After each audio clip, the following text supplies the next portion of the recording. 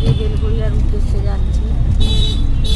Hello, কোথায় এলাম রে? ফোন করছিলাম জিজ্ঞেস করতে। সিটির মোড় একটু তবে ফোন করছে আবার দেখছি অন্য কোনো আসতে বলছে।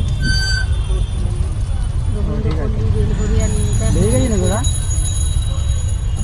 আচ্ছা ঠিক আছে। সারাদিন কী অবস্থা দেখুন, খুবই সুন্দর মনে হয়। হ্যাঁ না না নেই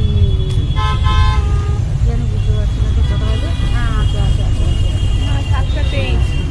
তো শুভ সন্ধ্যা বন্ধুরা। ওইটা আবার ওরকমই তুমি করো না, হচ্ছে তো।